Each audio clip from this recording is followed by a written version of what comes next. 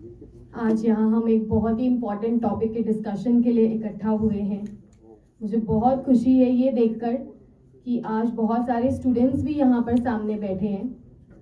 पहले भी मैंने सार्थक संवाद में पार्टिसिपेट किया हुआ है, पर उस टाइम स्टूडेंट्स से मेरा कोई इंट्रैक्शन नहीं हुआ, तो मुझे आज इस बात की खासा खुशी है कि वो भी यहाँ पर हैं। आज का जो टॉपिक है वो अपने आप में बहुत ही सार्थक टॉपिक है। टॉपिक क्या है कि आज के समय में डॉक्टर्स और इंजीनियर्स की बजाय कॉमर्स एक्सपर्ट बनने का समय है। और ये टॉपिक अपने आप में बहुत ही ज़्यादा सार्थक है, क्योंकि ये टॉपिक बात करता है ना ओनली करियर शिफ्ट की, बल्कि एक माइंडसेट शिफ्ट की। माइंडसेट जो सदियों से चलता आ रहा है, माइंडसेट जो पता नहीं कितने लोग आज तक फॉलो कर रहे हैं। और ये माइंडसेट ये कहता है कि उन्हीं लोगों को सफल माना जाता है जो या तो इंजीनियर्स हैं या तो डॉक्टर्स हैं।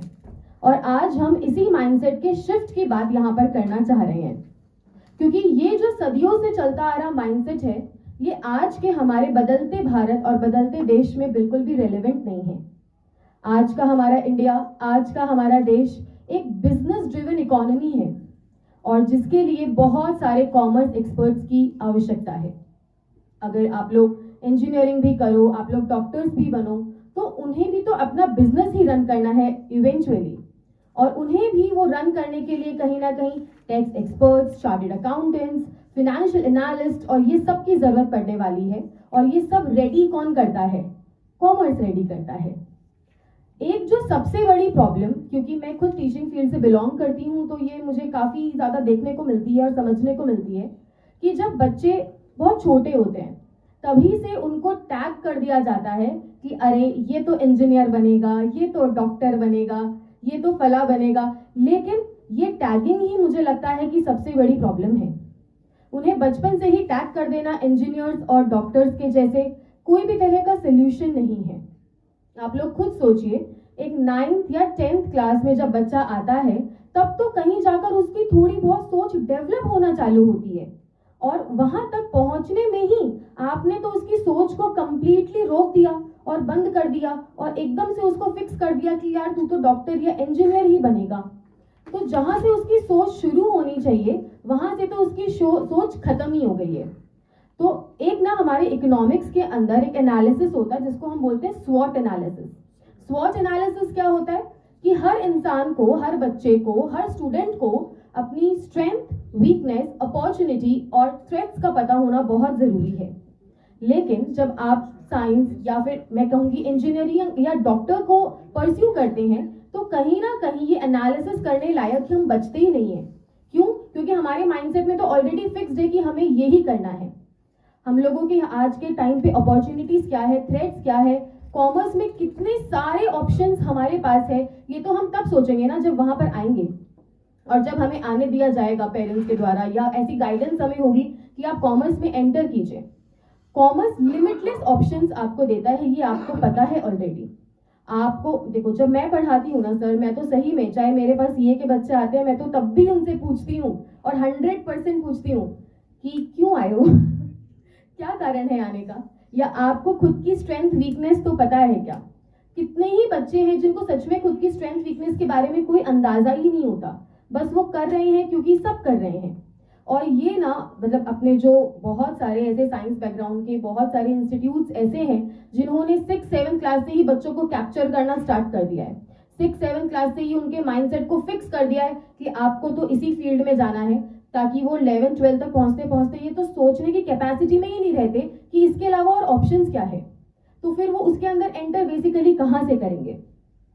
डॉक्टर या इंजीनियर आपको ना एक दिशा जरूर देता है, लेकिन जो अपॉर्चुनिटीज है, जो डाइवर्सिफिकेशन है, वो कॉमर्स से ज्यादा एक्चुअली में कोई नहीं दे सकता। कितनी सारी फील्ड्स, मैं खुद चार्टर्ड अकाउंटेंट हूँ, लेकिन सीए के अलावा भी तो कितने ऑप्शंस हैं जो कॉमर्स देता है। सीए में CFA, financial analyst, tax expert, कितनी सारी चीजें हैं जिसमें आप लोग एंटर कर सकते हो। लेकिन ये बात का पता होना बेसिकली बहुत जरूरी है।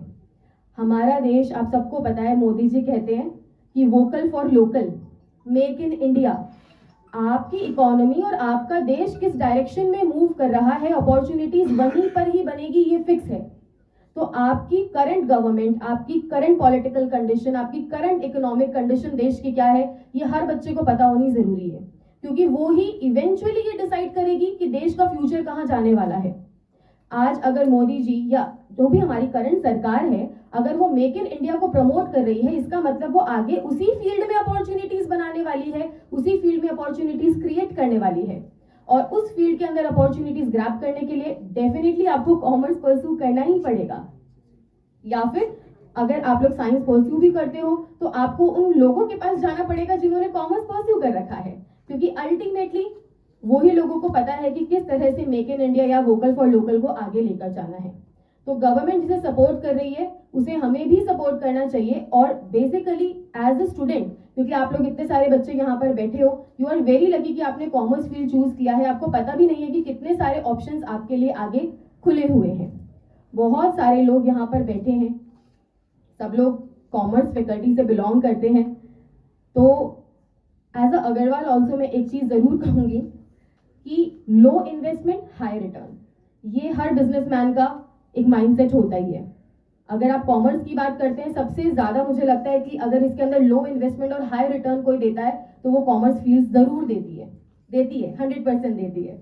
और ऐसा नहीं है कि साइंस फील्ड्स के अंदर बहुत ज्यादा रिटर्न नहीं मिलता, उसमें तो रिटर्न अपरंपार है उसमें तो, लेकिन कितने ही बच्चों को वो रेशियो आप एक बार कैलकुलेट कीजिए। अगर 100 बच्चे आपका इंजीनियरिंग या डॉक्टर बन रहे हैं तो हाई सैलरी जो गूगल दे रहा है, जो माइक्रोसॉफ्ट दे रहा है, जो ओरेकल दे रहा है, उसमें नंबर ऑफ स्टूडेंट्स आप कैलकुलेट करें कि कितना रेशियो है पर्टिकुलरली उस हाई सैलरी पैकेज का।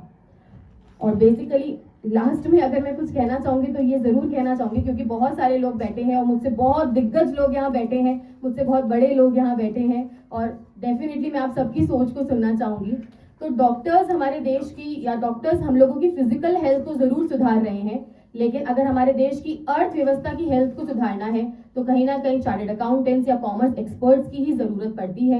और इसीलिए आप और मैं बहुत लकी है कि हम लोगों ने इस फील्ड को चूज किया है। और इनफैक्ट ऐसे बहुत सारे क्राइटेरिया है जिसको हम लोग ध्यान में रख सकते हैं, जो हमें बता सकते हैं कि क्यों कॉमर्स एक्सपर्ट बनना इतना जरूरी है आज के टाइम पर।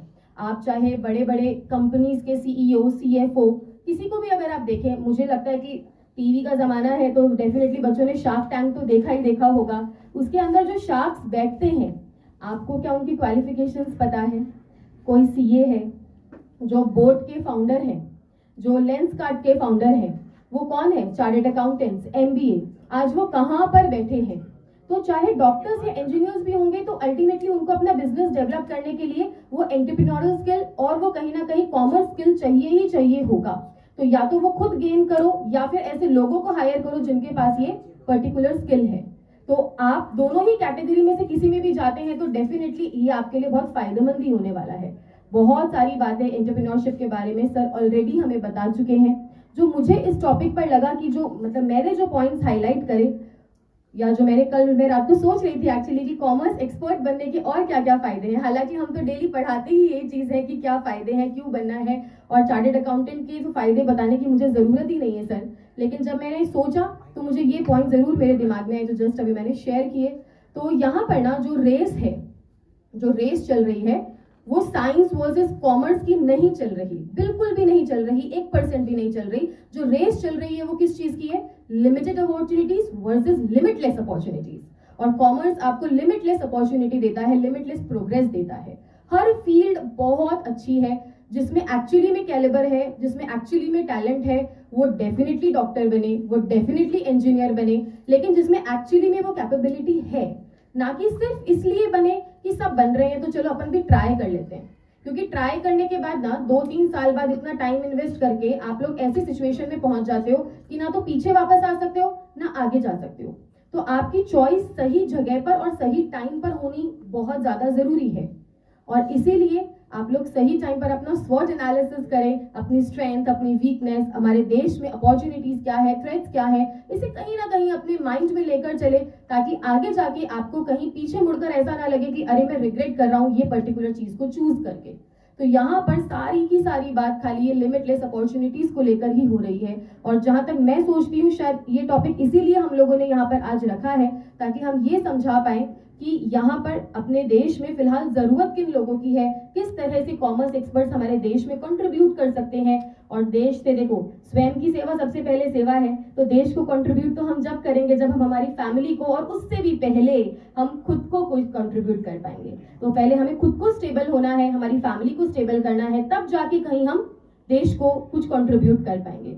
और स्पेशली पेरेंट्स को या फिर उन लोगों को जो पहले से ही टैगिंग कर देते हैं बच्चों की कि आपको ये बनना है, ये बनना है, तो बस उनसे एक छोटी सी बात मैं कहना चाहूंगी कि अगर आप एक मछली को उसके उड़ने के पर्टिकुलरली टैलेंट से नापोगे तो वो हर बार फेल ही होगी, क्योंकि उसका टैलेंट उड़ना है ही नहीं। तो आप बच्चों को ना सोचने के लिए समय दीजिए, अपने आप को एनालाइज करने के लिए समय दीजिए, उनको भी तो उतारिए उस फील्ड के अंदर कि वो अपने लिए कुछ सोच पाए। क्योंकि एक्चुअली में आजकल के बच्चे बहुत ज़्यादा इंटेलिजेंट हैं, और जो ये आपकी जेन जी जिसको आप लोग बोल रहे हो, ये तो सुपर इंटेलिजेंट है। और अगर मैं बात करूँ एआई की, क्योंकि अभी एआई की बहुत सारी बातें हमने करी सर, तो एआई बहुत सारी एंट्री लेवल जॉब्स को रिप्लेस कर रहा है, इसको कोई डिनाई नहीं कर सकता है। बहुत सारी मेडिकल में ऐसी चीज़ें हैं, बहुत सारी इंजीनियरिंग में ऐसी जो स्टार्टिंग वाली चीज़ें हैं जिनको एआई ऑलरेडी रिप्लेस कर चुका है।